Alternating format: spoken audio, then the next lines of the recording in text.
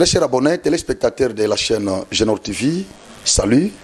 C'est la voix de votre humble serviteur, Franck Osvaldo Hill, sur le plateau de Genor TV.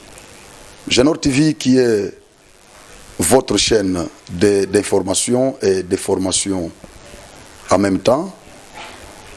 Je ne peux pas débuter cette émission sans toutefois dire merci à tous nos téléspectateurs qui partagent nos liens chaque fois quand nous enregistrons les émissions sur ces plateaux. Ils ne sont là que pour regarder nos émissions, liker, commenter et partager. Je me sens vraiment astreint ce matin de vous dire merci. Sincèrement, je vous dis merci pour tout ce que vous faites pour moi. J'ai commencé avec vous. Je n'avais pas beaucoup d'abonnés. Je n'avais pas beaucoup de vues. Mais avec vous, aujourd'hui, j'ai beaucoup de vues, j'ai beaucoup d'abonnés. C'est grâce à vous. N'eût été vous, je ne serais pas vraiment ici en train de parler. Je serais découragé depuis longtemps. Mais si je l'ai fait, j'ai le courage de commencer à parler comme ça, vous informer, chercher les informations. Pour venir aussi vous informer, c'est parce que je sais que vous êtes là. Vous partagez et vous me suivez. Merci encore une fois de plus. Je profite aussi pour dire merci à notre équipe technique qui est chapeautée aujourd'hui par Stani Kankou et Justin.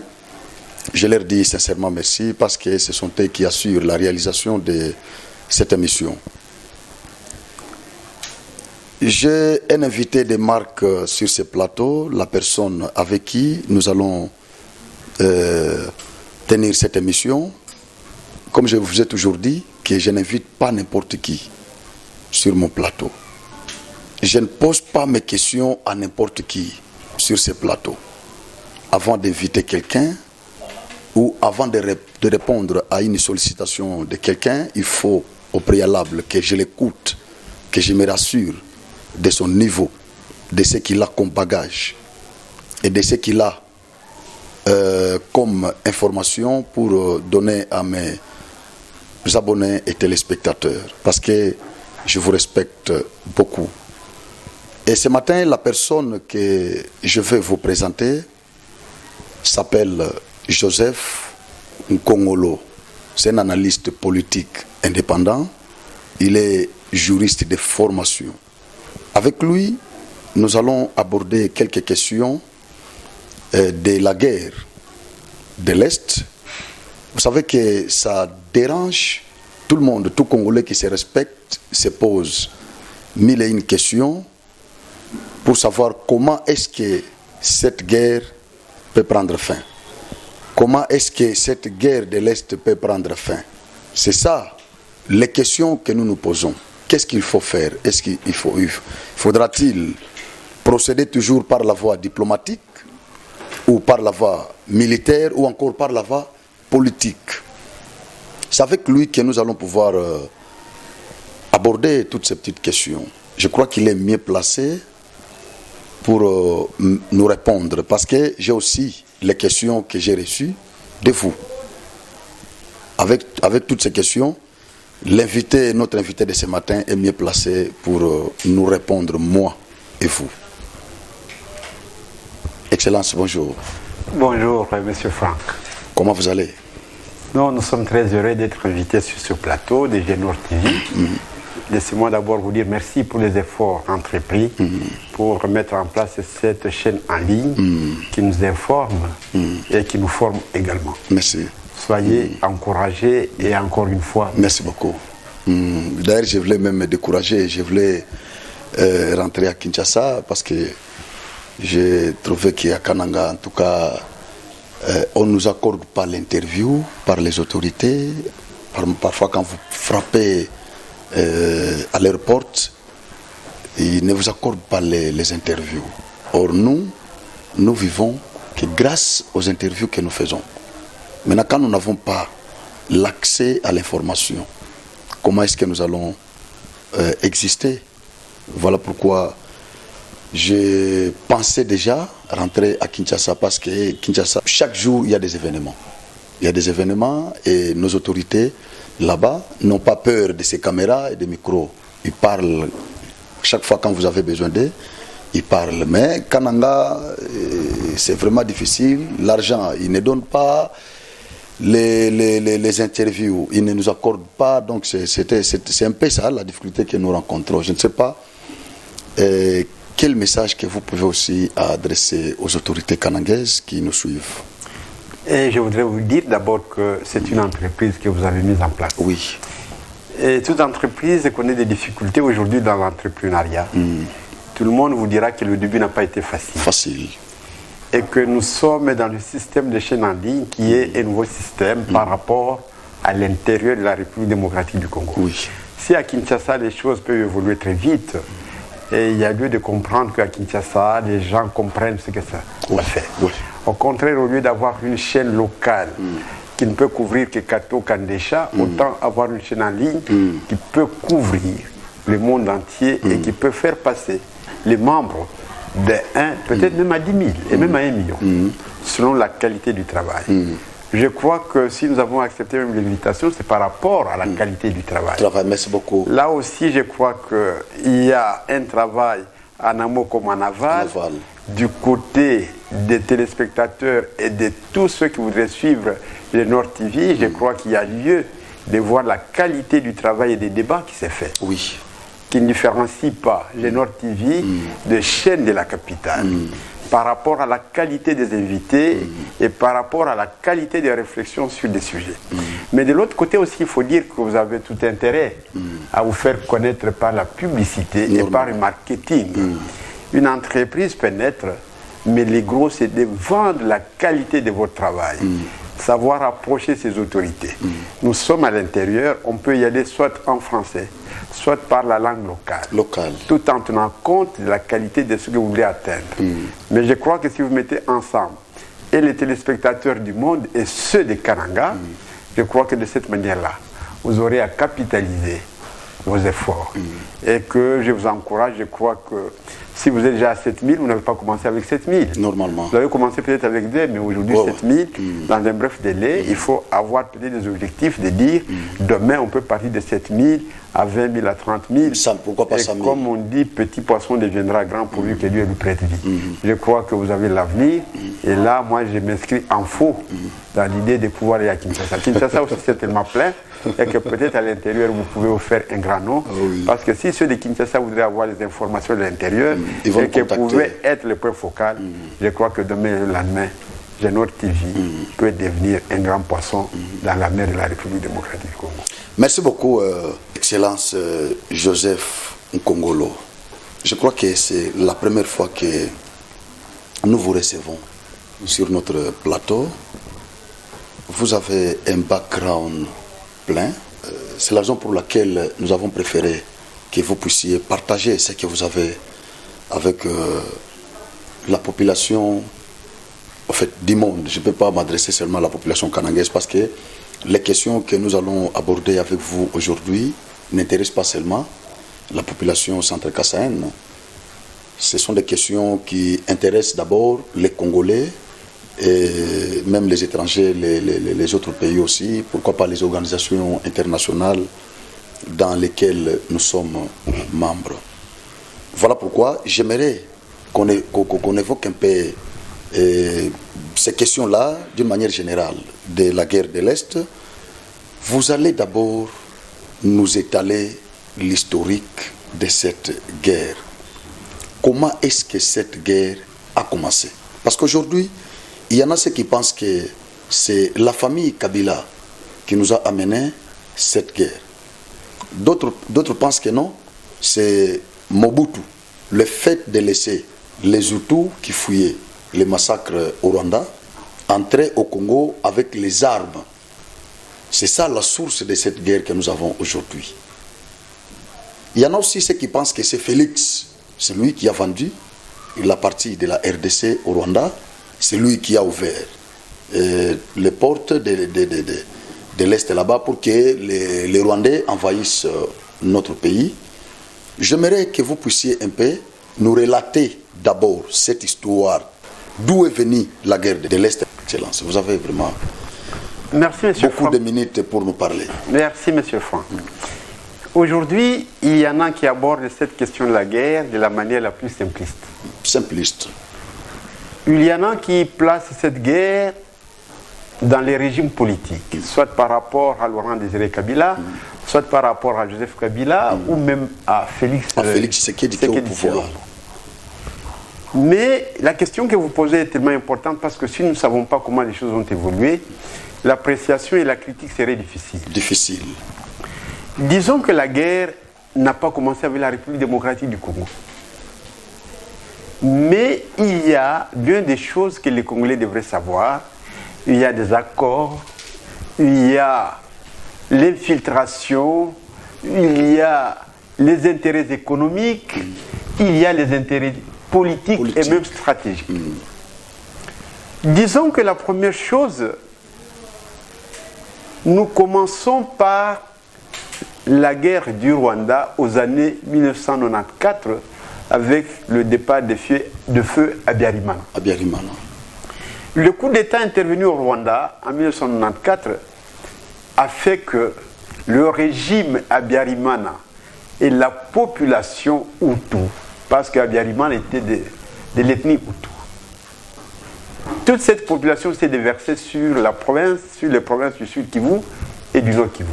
Et même à la limite, ils ont progressé jusque dans les provinces actuelles de l'Ituri. D'autres sont allés même dans la Tiopo actuelle Kisangani. Avec les droits des réfugiés. Mais cette entrée avait une chose de particulier. Les textes internationaux régissant le droit des réfugiés ne permettent pas à un réfugié de se munir d'une arme sur la terre d'Asie. Mais au vu de la communauté internationale, il y a eu une exception. Tous nos frères rwandais et même l'armée rwandaise d'Habyarimana s'est déversé en République démocratique du Congo avec tout, des armes. Et avec vaches, avec enfants et avec tout l'arsenal militaire de la République rwandaise. Sans contrôle. Et donc à Goma, on ne savait pas du Rwanda. Ces gens se sont installés. En réalité, la communauté internationale est venue à l'aide. Mais le contrôle de ces armes n'a jamais suivi. Il est vrai que les Congolais n'ont pas pensé aux conséquences. Mais les conséquences, c'est justement ce groupe d'AFDLR qui, aujourd'hui, contrairement à toutes les lois internationales, fait même la guerre contre le Rwanda, mais sur le sol congolais. Avec quelle arme? Ils ne font pas partie de FARDC, mais ils se battent. Des fois même contre les FARDC. Fermons la parenthèse. En 1996, Laurent Désiré Kabila vient à l'assaut du feu Mobutu. Mais lui, il était en Tanzanie. Il n'avait pas assez de moyens pour faire la guerre. Pour faire la guerre contre Mobutu. Il a cherché les alliés, notamment le Rwanda, et l'Ouganda, et le Burundi. Le Burundi. Mais à l'Emera, il y a les accords qu'on appelle les accords de l'Emera. Les accords avec lesquels il a signé avec tous ses partenaires, les États qui pouvaient lui donner appui dans la guerre pour faire partir le président Mobutu. Mais dans ces accords, il y a des articles qui sont devenus sensibles, qui donnent droit à certains envahisseurs de la République démocratique du Congo. Droit entre guillemets parce que ça ne fait pas des droits internationaux. C'est quoi au juste? Il y a une clause qui dit le Rwanda, le Burundi et l'Ouganda peuvent avoir le droit de poursuivre tous leurs assaillants. Non, en ce moment, tous leurs assaillants, ils déstabilisent leur régime. Juste dans les 300 km de la frontière de la République démocratique du Congo. Et donc, vous prenez la frontière du Congo avec le Rwanda, vous allez à 300 km. Pour ceux qui sont au nord Kivu, vous êtes au-delà de Masisi, vous tendez vers Walikale. Walikale, ce côté-là. Donc, tout Beni, tout Butembo et tout Bukavu, le Rwanda, pouvait trouver les droits de poursuivre ses adversaires jusqu'à Shabunda, dans un État indépendant. Il est vrai que nous signons les accords, mais il faut quand même les penser avant de les faire passer sous signature. Et depuis un certain temps, certains pays voisins ont fait prévaloir cette clause comme si elle était légale. Mais cette clause n'était pas constitutionnelle, moins encore internationale. Et même dans la communauté économique, prenons par exemple avec le Rwanda et le Burundi, les pays des Grands Lacs, il n'y a pas une clause qui permet à un État d'aller avec les armes sur un autre État pour suivre les adversaires, quelles que soient les raisons. Mais ce fut le cas pour notre pays. Mais cette affaire a eu bon accueil parce que, avec Laurent Désiré Kabila, il était lui-même signateur de cet accord. Il ne pouvait que laisser ses partenaires appliquer ça. Et après ça, c'est la naissance du RCD. En 1998. Là aussi, le RCD qui partait du Grand Nord, tous les Nord Kivu et tous les Sud Kivu, et même une partie de Kisangani, avec les Ougandais et avec les Rwandais comme partenaires, avec le RCD, les Rwandais étaient le premier partenaire du RCD. Et donc là, en réalité, il n'y avait plus de frontières entre la partie occupée par le RCD et la République rwandaise. Peut-être que ceux du RCD n'avaient pas le droit d'aller sur le territoire rwandais, mais nos frères rwandais pouvaient bien agir sur le plan militaire aux côtés du RCD, sur tout espace occupé par le RCD, et même le Kasaï cette fois-là, il y avait des territoires et même des parties des provinces qui étaient tombées sous la gestion du RCD. Donc, les Rwandais pouvaient agir. Et vous vous rappellerez même à cette période, le Rwanda et l'Ouganda se sont battus sur le territoire congolais par deux fois à Kisangani, comme sur une terre conquise. Et quand nous progressons, il y a aussi l'avènement du coltan. Autour des années 1998-2000, le coltan devient le minerai le plus important, surtout dans l'informatique et dans la technologie, au point que les ordinateurs et beaucoup d'appareils sont fabriqués sur base du coltan. Et ce coltan est découvert dans le nord, dans le sud et dans le Maniema, bien qu'il est exploité d'une manière artisanale. Et ça fait du marché sur le monde. Malheureusement, c'est au moment où une partie du nord et du sud se trouve être occupée par le RCD et, entre guillemets, appuyée par le Rwanda.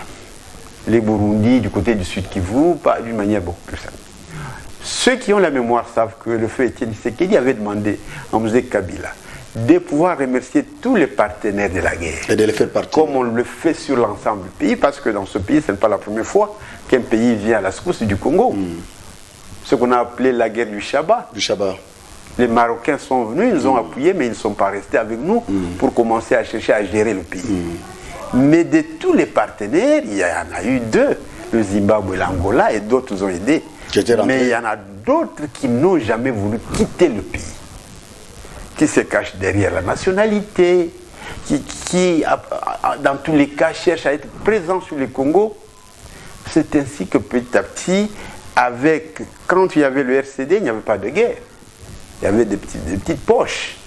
Mais c'est avec l'unification, l'allié le plus important qui était le RCD, ayant intégré la République, ceux qui avaient goûté au miel des minéraux trouvent que la porte leur serait fermée. Les firmes internationales aussi qui étaient des acheteurs, on trouvait que c'était peut-être une manne, une porte qui se fermait.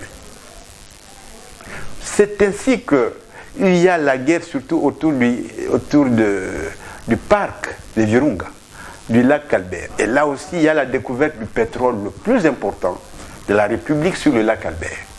Des conflits entre les trois pays, le Rwanda, l'Ouganda et la République démocratique, pour savoir qui exploiterait, et ainsi de suite. Et en dehors du coltan et la cassitérite, le Nord Kivu est devenu une province qui a une grande richesse de minéraux. Et donc, tout cela appelé, c'est ainsi que des petites poches ont commencé à naître. Mais avec ça, il y a eu aussi un fait. Le fait que la communauté internationale avait jugé que les auteurs ou les complices de cette guerre suivaient les intérêts économiques autour des minéraux, ils ont pris des décisions. D'abord, le Congo a été frappé de l'interdiction d'acheter les armes, de l'embargo. Mais en dehors de ça, il y a eu aussi l'embargo minier.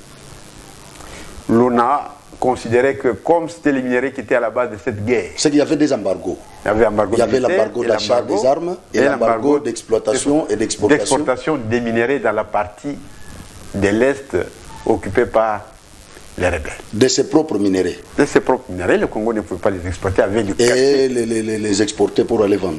Mais quand il y a eu embargo, mais est-ce qu'il y a eu fin d'exploitation? Non. On a mis l'embargo, mais on a laissé les gens exploiter. Et ceux qui exploitaient, comment est-ce qu'ils ont vendu? Parce que le marché des minéraux n'est pas au Congo, moins encore au Rwanda ni en Ouganda. C'est en Europe. Les consommateurs sont de l'autre côté, en Europe et en Asie. C'est ainsi qu'on frappe le Congo de l'embargo des minéraux, mais on laisse exploiter d'une manière artisanale, mais on les achète. Mais pour les acheter, les gens savent, il fallait les mêmes minéraux interdits d'être exploités au Congo et d'être vendus.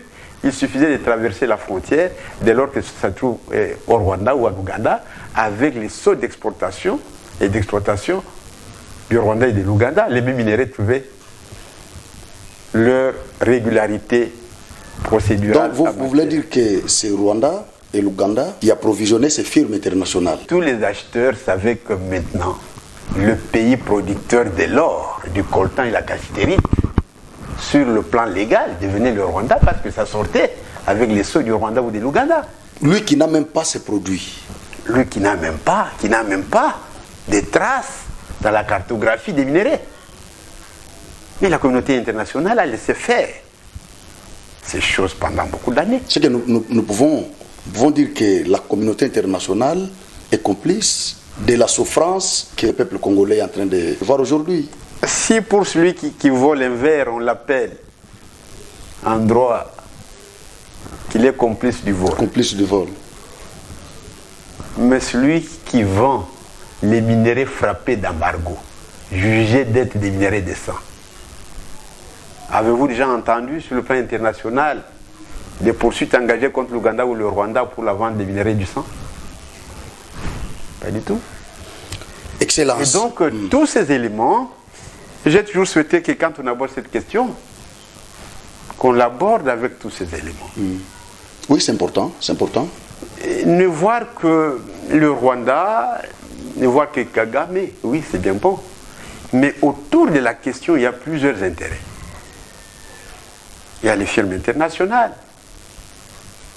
Mais toutes ces technologies autour des ordinateurs, des téléphones, si c'est avec les coltans congolais. Mais ce coltan a été exploité dans cette zone à guerre. Donc nous pouvons inférer que donc, ceux qui achètent, ce n'est pas Kagame seul qui a la base de cette hécatombe de l'Est. C'est-à-dire autour de lui, il y a des multinationales, il y a des firmes internationales qui les soutiennent. Et même à l'interne. Même à l'interne aussi. C'est devenu aussi une zone de commerce. C'est qu'il y a des Congolais aussi qui sont derrière. Ce n'est un secret, il y a eu beaucoup de documents qui ont cité nommément tous ceux qui se sont enrichis sur les dos de cette guerre dans la partie Est. Ce n'est jamais un secret. Les documents circulent. Les fonds sont connus dans les comptes de certains Congolais qui ont profité de cette guerre. Les autres là ont fait le rétropédalage ou ils continuent toujours à exploiter nos minéraux? Il y a des troupes armées congolaises qui au départ avaient pour raison la défense de l'intégrité territoriale, mais qui au finish participent aussi à des tueries. Toutes ces victimes de la guerre ne sont pas seulement des victimes des gens venus de tout le monde, parce que actuellement on vous parle des Soudanais, on vous parle des Rwandais, des Burundais, il y a même les Kenyans qui sont là, des Kenyans, et Tanzaniens, même des Européens qui sont dans cette affaire. Mais nous disons ceci. Tous ces gens chacun a sa part. Mais vous vous demandez pourquoi est-ce que tout le temps on voudrait... Je ne défends pas le Rwanda, mais j'ai dit qu'au côté du Rwanda, il y a plusieurs spolieurs des minéraux et des richesses du Congo. Il y a plusieurs auteurs de meurtres et de deuils imposés aux Congolais. Mais pourquoi le Rwanda est mis en exergue? En exergue, hein? C'est toujours le Rwanda qui est toujours devant. La première zone qui faisait problème, c'était la zone frontalière du Rwanda. Et quand vous avez la petite histoire de cette guerre, je vous ai dit que c'est avec la fin du RCD, l'intégration du RCD dans le gouvernement congolais, que commencent à naître tous ces petits groupes alliés, entre guillemets, au Rwanda, notamment Laurent Nkunda, qui était un commandant à Kisangani et même à Lubao, au Kasaï, d'une brigade. Commandant avec le RCD. Oui, commandant brigade. De l'armée congolaise. Du RCD, oui, de l'armée congolaise, RCD. Pas loin du Kasaï. Et maintenant, quand on les poursuit, à Lubao, il devient rwandais. quand il part, il traverse la frontière, il devient un Rwandais ou Congolais, mais il devient le numéro 1 de M23. Et quand vous prenez presque tous ces officiers, en grande majorité du M23, sont les anciens du RCD. Et d'autres connus comme éléments de l'armée rwandaise. Et pourquoi est-ce que le Rwanda est accusé toutes les fois que ces éléments sont poursuivis en temps de réconciliation ou quoi? Ils ont comme refuge le Rwanda. Mais il y a des textes internationaux. Le Rwanda est avec nous dans la baie de Gel. Donc pas la baie de Gel, dans l'ULPGL. Les États des Grands Lacs. Des Grands Lacs. CPGL. La CPGL. Le Rwanda, chaque fois que le Rwanda veut entrer au Congo, fait prévaloir la présence des FDLR sur le sol congolais. Qui présente une menace pour lui. Qui présente une menace pour lui. Mais trouve que la présence des membres du M23 sur son sol, à Gisenyi, paisiblement accueilli, sans trac, ne constitue pas une menace pour la RDC. Une menace pour la RDC. Dernièrement, vous avez vu plus de 3000 soldats qui étaient au Congo plus de 9 ans, sous prétexte d'appuyer les Congolais. Sans titre ni qualité. Reconnus comme éléments de l'armée rwandaise. Et toutes ces questions, il faut aussi se demander, mais qu'est-ce que l'État congolais fait par rapport à tous ces problèmes, des accords, des présences des uns et des autres? Ok, d'accord, bien entendu. Pourquoi ça perdure? Pourquoi ça perdure? Donc là, nous pouvons inférer que c'est la lâcheté du gouvernement congolais. Quand on parle de régime, les 18 ans, il faut se demander pourquoi pendant les 18 ans ont tellement aidé les gens à se positionner.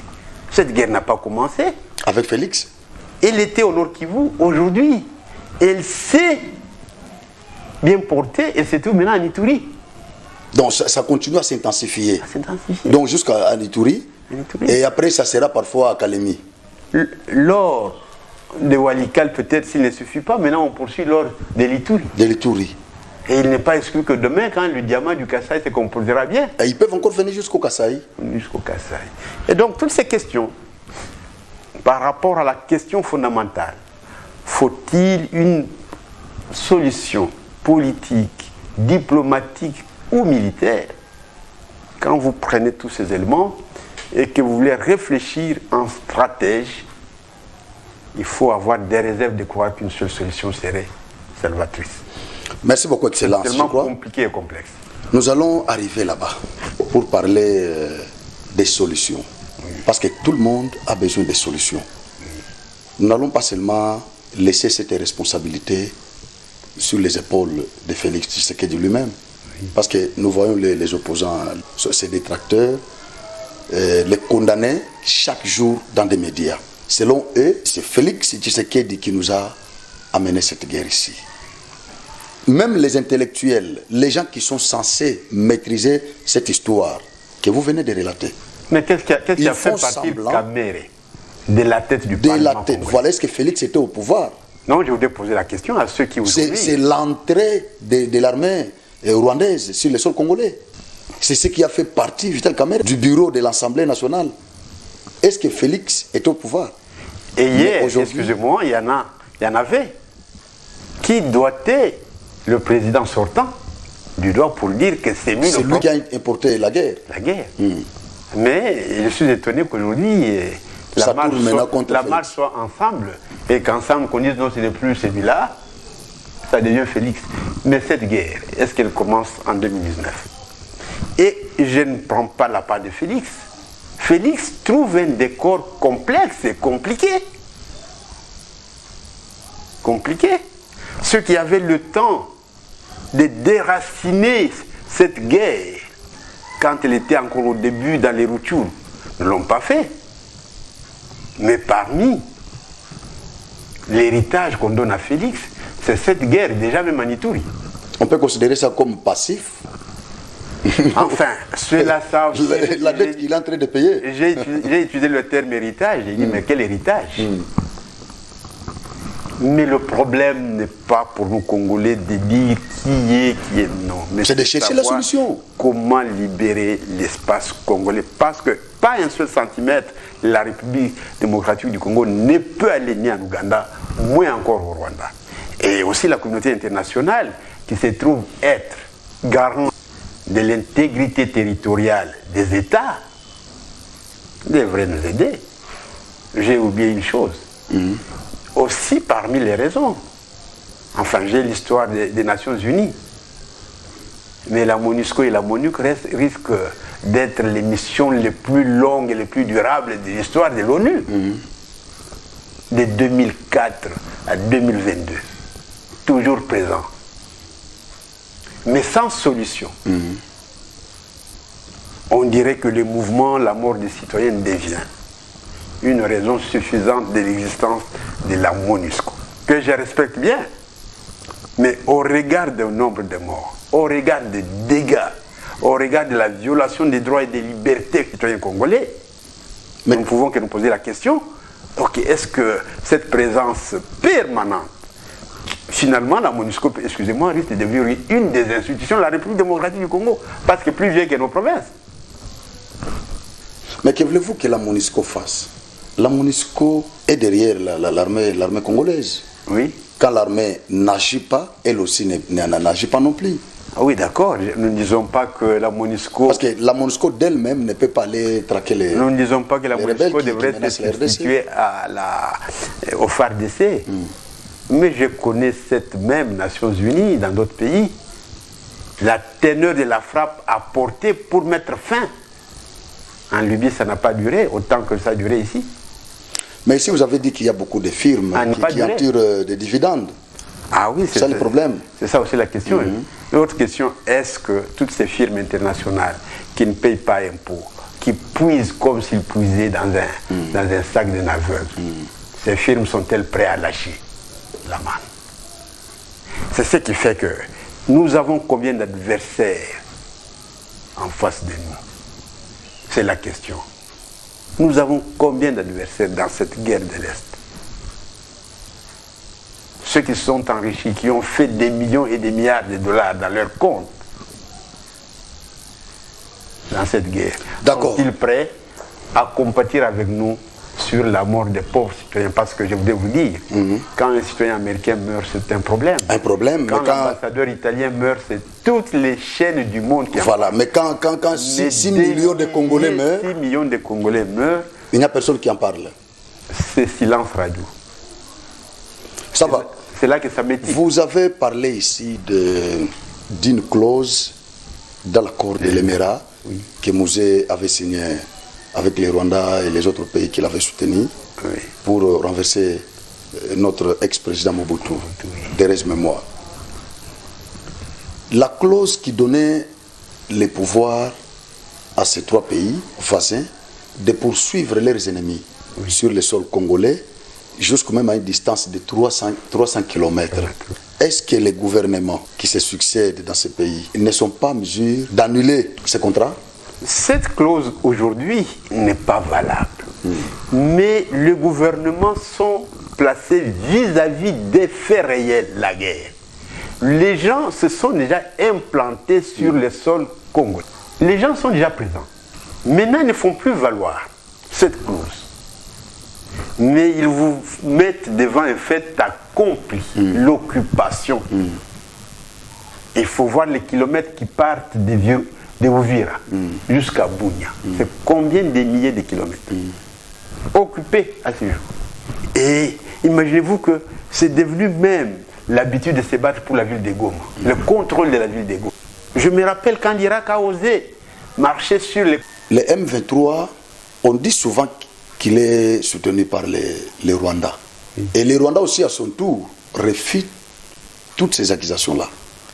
Il n'y a pas longtemps que l'armée congolaise, en poursuivant le M23, a bombardé une province du Rwanda. Le Rwanda n'est pas resté bouche fermée. Il a aussi rétorqué à toutes les accusations dont il est victime, pour dire que c'est la RDC qui est en train de m'agresser, contrairement à tout ce qu'ils disent, que c'est le Rwanda qui instrumentalise les groupes armés pour affaiblir le régime du Congo. Maintenant, vous voyez que c'est la RDC qui veut déstabiliser le régime du Rwanda.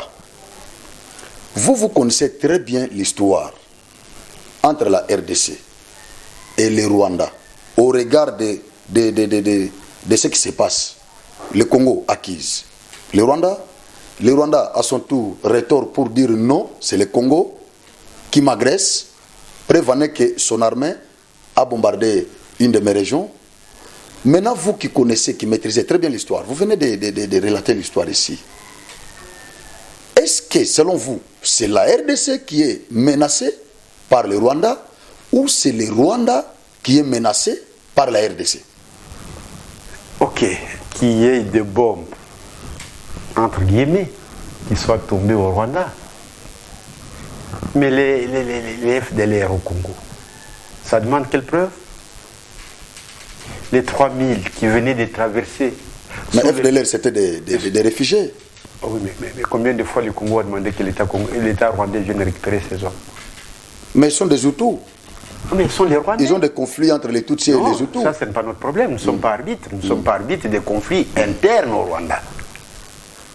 Mais pourquoi vous ne saisissez pas la communauté internationale qui vous avait demandé de recevoir ces Hutus avec leurs armes, de pouvoir les faire entrer au Rwanda? Oh oui, saisir la communauté internationale. Mais la communauté internationale, quand les mêmes cas arrivent sous d'autres pays, vous voyez avec quelle intensité la communauté internationale frappe.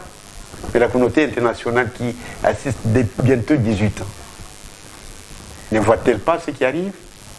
C'est elle qui envoie la MONUSCO pour assister les déplacés et enterrer nos morts. Donc vous voulez dire que Félix a échoué dans sa diplomatie active? Non, je ne dis pas que Félix... Parce qu'on a brandi, vous avez beaucoup brandi la diplomatie active de Félix. Je me dis la diplomatie... Mais le fait de ne pas convaincre la communauté internationale de faire retourner les Hutus, les FDLR là, au Rwanda, d'ailleurs, ça veut tout simplement dire que Félix a échoué dans sa diplomatie. Je voudrais vous dire ceci. D'ailleurs, la diplomatie se porte bien. Le cas du Rwanda et de la République démocratique du Congo, ce n'est pas un règlement entre Félix et Kagame. Ça vient de très loin. Chacun a besoin du soutien de la communauté internationale. Parce que les juridictions des règlements de ces conflits ne se trouvent pas au Rwanda, moins encore au Congo. C'est ce qui fait qu'il faut convaincre. Or, Félix a hérité d'une diplomatie la plus passive de la planète. De la planète. Et c'est lui qui l'a activé. Et pour convaincre les partenaires, ce n'est pas une mince affaire. Aujourd'hui, qu'on se trouve à Nairobi, il faut dire que c'est déjà un pas.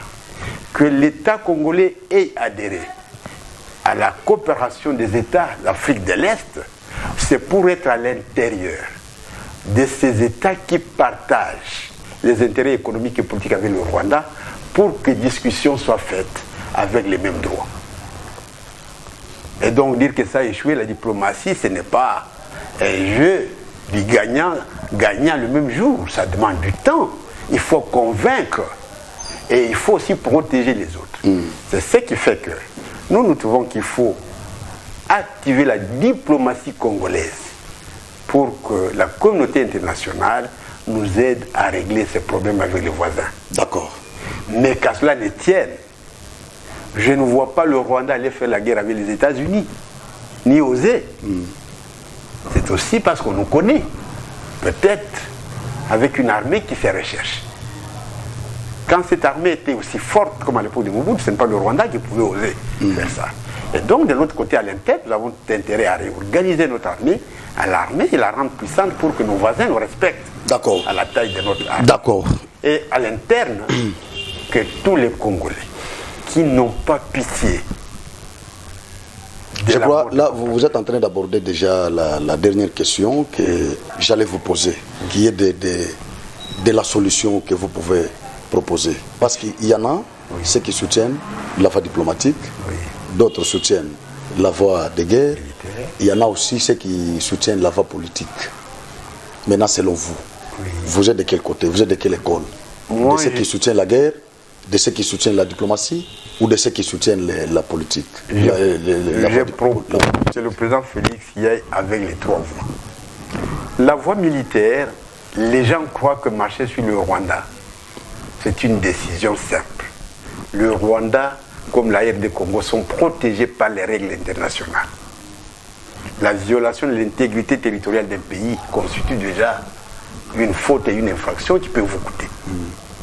Mais le Rwanda ne reconnaît pas ça parce que lui-même, le Rwanda ne vous a pas attaqué. Oui.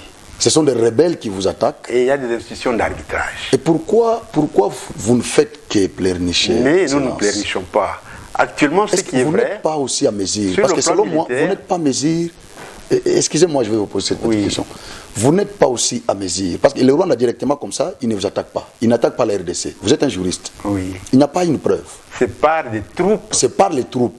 des hommes venus du Vous Rwanda, n'êtes mais qui pas, portent vous n'êtes l'identité pas, congolaise. vous n'êtes pas aussi à mesure d'instrumentaliser certains opposants du Rwanda pour affaiblir aussi le régime Kagame. Ce que Kagame fait là, indirectement, il attaque, il affaiblit le régime du Congo. D'une manière indirecte aussi, vous ne pouvez pas répliquer de la même façon. Je suis de votre avis. Il y a un principe militaire qui dit la bonne guerre ne se fait pas sur son sol. Parce que si vous faites la guerre dans votre salon, même si vous gagnez, vous ne manquerez pas de perdre un verre. Ouais, il y aura des pertes. C'est ainsi que les États les plus intelligents renvoient la guerre sur le terrain de l'adversaire. C'est la politique que le Rwanda fait. Le Rwanda n'a jamais accepté que la guerre même avec le Congo se fasse sur les 1 cm de son territoire. Non, mais il a aussi des opposants. Kagame a des opposants qui sont encore ici au Congo. Oui, d'accord. Il y a FDLR, il a peur aussi d'FDLR. Oui. Mais pourquoi vous ne pouvez pas aussi armer ces FDLR-là pour qu'il aille aussi attaquer les Rwandais, affaiblir les Rwandais pour chasser aussi les Rwandais du pouvoir? Parce que c'est toujours les Rwandais qui chassent nos présidents, c'est toujours les Rwandais qui complotent contre nos présidents pour les tuer. Pourquoi vous ne pouvez pas aussi le faire? La guerre, ce n'est pas sur notre espace, c'est quelques kilomètres de la frontière qui sont occupés. Et notre constitution nous donne le devoir et l'obligation de sécuriser l'intégrité de notre territoire. C'est avec notre armée que nous pouvons sécuriser les derniers centimètres de la République démocratique du Congo. C'est pourquoi vous avez donc soutenu, pour l'instant, vous avez soutenu la voie militaire. La voie militaire, sur notre territoire, il n'y aura aucune loi qui va nous empêcher de chasser tous les agresseurs qui, pour l'instant, sont sur notre territoire. Et cela demande, ce n'est pas l'affaire du président, c'est l'affaire de tous les Congolais. Nous devons réorganiser, appuyer notre armée pour qu'elle soit capable de le faire. Il y a eu des années où pas un seul mètre carré était occupé par des tiers. Si aujourd'hui cela est arrivé, nous pouvons nous battre et c'est le travail de tous les États. C'est constitutionnel.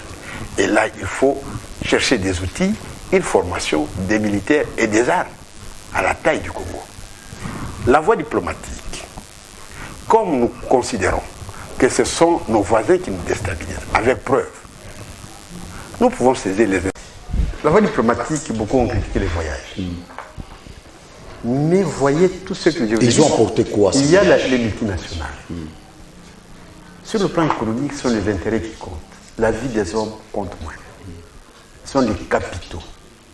Et donc, convaincre ces gens-là à se retirer de cette zone de manne, ne croyez pas que c'est une mince affaire. Il faut se faire entendre la voix du Congo, il faut être respectable, et même il faut savoir convaincre. Sur le plan politique, à l'interne, c'est grave que quand un seul centimètre du Congo est attaqué, qu'il y ait des gens qui fassent des réunions pour des choses sans intérêt. Aujourd'hui, c'est les Nord. Il n'est pas exclu que s'il y a aussi, un minerai très important à Kalambambou, voilà. Le Bandou, pour le pétrole, il y avait déjà quelques mètres qui tentaient de partir. Et donc, c'est une question des nations.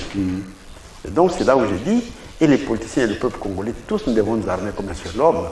Mobutu disait, seul ne peut rien. Félix ne peut rien seul. Mais avec l'appui de tous les Congolais, nous pouvons mettre fin à cette guerre qui a fait mourir plusieurs de nos compatriotes, qui fait voyager beaucoup d'entre eux, et les autres passent nuit à travers le sol, alors que nous, je crois que l'unité nationale nous oblige d'avoir un regard et une compassion pour la République. Et donc, c'est pourquoi je propose que la diplomatie continue, que l'armée soit appuyée, parce que sur notre sol, il n'y aura pas d'interdiction de combattre. Nous devons récupérer le dernier centimètre de notre terre, et que sur le plan diplomatique, qu'on fasse un effort pour la communauté internationale, et que ceux-là qui appuient les agresseurs comprennent qu'ils sont en train de violer les lois internationales et même les lois du pays. Et que nous laisser libres, ce serait un droit inaliénable. Voilà, merci beaucoup, Monsieur Joseph. Nous sommes arrivés à la fin de notre émission. J'aimerais qu'on se mette un peu debout, parce que nous sommes restés trop assis. J'aimerais qu'on se mette un peu debout, parce que c'est comme ça que nous, on termine chez nous ici les émissions. Alors, j'aimerais que vous regardiez notre caméra. Vous m'avez beaucoup regardé depuis le début de cette émission. Exact. Maintenant, vous allez regarder la caméra, parce que là, vous allez vous adresser à nos téléspectateurs. Nous avons des petites questions que nous allons vous poser. Vous allez nous répondre par oui ou non, vrai ou faux. Monsieur Joseph, vous êtes un analyste politique indépendant, membre de l'Union nationale. Vrai ou faux? Vrai.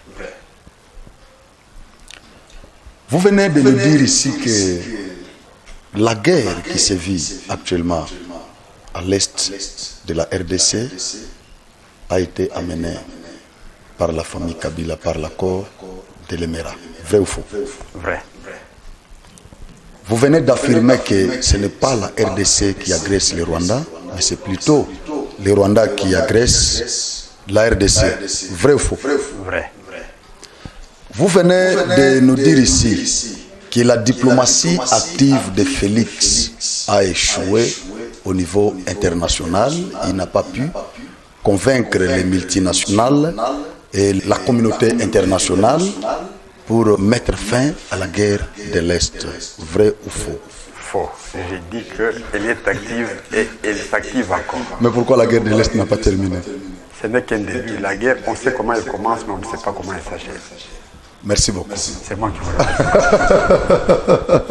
Voilà, nous sommes arrivés à la fin. Merci beaucoup. Très cher abonné, nous avons reçu pour vous cet invité de marque. Il a étalé l'histoire de ce qui se passe à l'est de la RDC. Nous avons des opposants. Nous avons beaucoup de Congolais qui parlent de cette crise qui se vit actuellement à l'est, pour ne pas maîtriser très bien cette histoire. Mais à partir de notre invité, je crois bien que vous avez compris l'histoire, la source de cette guerre de l'Est. Et il a répondu à toutes nos questions. Très bien. Si vous avez des questions, priez de nous les envoyer dans nos numéros que vous voyez là. Vous nous envoyez toutes ces questions comme ça, comme nous serons avec lui, parce que nous avons encore un autre sujet qui défraie encore la chronique. Mais j'aimerais qu'on l'évoque avec vous, parce que je sens que votre background est vraiment plein. Les sujets du forum, de la réconciliation de Katangé. Voilà, je crois que vous êtes déjà informé. Voilà, il y a eu quelques recommandations. J'aimerais que vous puissiez aussi placer un mot sur toutes ces recommandations-là, mais ça sera le jeudi. Je suis à votre entière disposition. Merci beaucoup. Que Dieu vous bénisse. C'est moi qui vous remercie.